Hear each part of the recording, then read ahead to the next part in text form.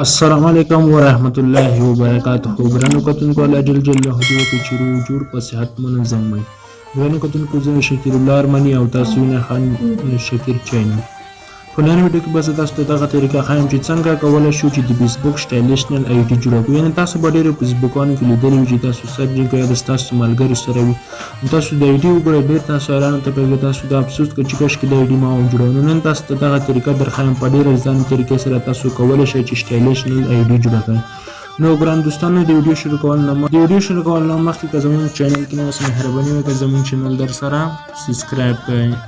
دلته کې چینل نوم سرچ کړو، دلته کې به دوستانو زموږ چینل ده سیدو هیله کوم چې دغه چینل در سره سبسکرایب کړئ. ډېر ویډیوګان ډېر روان ویډیوګان کې به تاسو ته موږ ډېر خوندور معلومات اپلوډ کوو. په دا چینل کې تاسو کولی شئ چې ډېرې خوندورې ویډیو اپلوډ کړئ. هره ځو آی ډي باندې پیل کوو. نو ګران دوستانو د دې لپاره که تاسو لایټ فیسبوک لرئ او که شین لرئ هېڅ مشکل نشته، خو دا کار چې دا په لایټ کې ډېر ښکلی کېږي. لایټ فیسبوک ته زه ځم، کله ګرانو کتونکو چې لایټ فیسبوک ته راغلم دلته کې په درې ډاټه باندې کلیک کوم. دغه آی ډي زه تاسو ته ښایم سیده دا کومه ښکلې آی ډي جوړه نه ده سیده. دا به اوس موږ څنګه سټایلیشنل تلو نو په ډېر اسانه طریقې سره سیده ډول کېږي. دې سره بعد به تاسو راشئ یو اپلیکیشن زه تاسو ته لینک درکوم چې دغه لینک به ما تاسو ته د یوټیوب په ډسکرپشن کې کړی وي. څوک که په پیج باندې ویډیو ګوري په پیج باندې به لینک سیده دغه به تاسو ډاونلوډ کړئ. سیده په پلی سټور کې نه لګي. کله مو چې دغه ګران دوستانو ډاونلوډ کړئ دې څخه بعد به تاسو دلته دوستانو هر قسم کې د خمون چې کوم کار لري اعلانات پر راغی زه دا ختم کوم. دوستانو دلته کې به راشئ په دغه باندې به کلیک وکړئ. سیده دلته کې د آی ډي مکمل سټایلیشنل هر څه دوستانو کې داسې ته به زه در وښیم. یعنې دوستانو هر څه کې زه دوستانو یو بیو ورته نو ګران دوستانو ما یو بیو ورته راواخیستو. بیا به راشئ په د پلسنګ علامه باندې به کلیک وکړئ. د پلسنګ علامې څخه بعد به راشئ دلته کې لاندې به راشئ په دغه باندې به کلیک وکړئ. د دې څخه بعد چې کوم بیو ما تاسو ته درښودل د هر قسم بیو چې تاسو زړه غواړئ په کې پیدا کولی شئ. ما خو یو بیو راواخیستو زه به دا ورته کاپي کړم. بیا به راشئ په د نیکسټ باندې به کلیک وکړئ. سیده کله مو چې په دغه باندې کلیک وکړو دوستانو دغه بیو به څنګه شي ورته سب شي. سیده موږ بیک ته بیک کېږو. دا دوستانو بیو ورته سب شو. اوس به راشو بیا دلته کې به نیم ته یو هغه ورته راواخلو. د نیم باندې ډېرې ښکلې سټایلیشنل بیوګان مې هغه هم زه ورته راخلم. زه بعد به راشم اپلیکیشن ته. اپلیکیشن کې چې کوم یو ما خوښ شي زه به هغه ورته راوړم. سیده د ستاسو چې کوم یو خوښ وي زه دا یو کاپي کوم.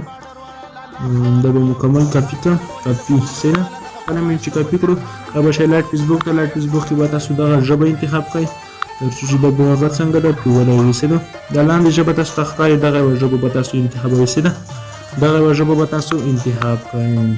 کله مو چې دغه انتخاب وکړئ به درې ډاله باندې کلیک وکړئ. په دغه باندې کلیک وکړئ. دلته به راشئ بېرته به داسې راشئ او بیا به راشئ دلته کې نیم ته. نیم کې به ښکته تاسو ته یو اپلیکیشن ښکاره کېږي په دا باندې به کلیک وکړئ. دلته چې کوم په دا به تاسو ټکس کې د ټیک مارک ورپسې ووهئ دا باندې به کلیک ورته وکړئ. سیده دا بل نه خلک لږ ویډیو سکیپ کوم.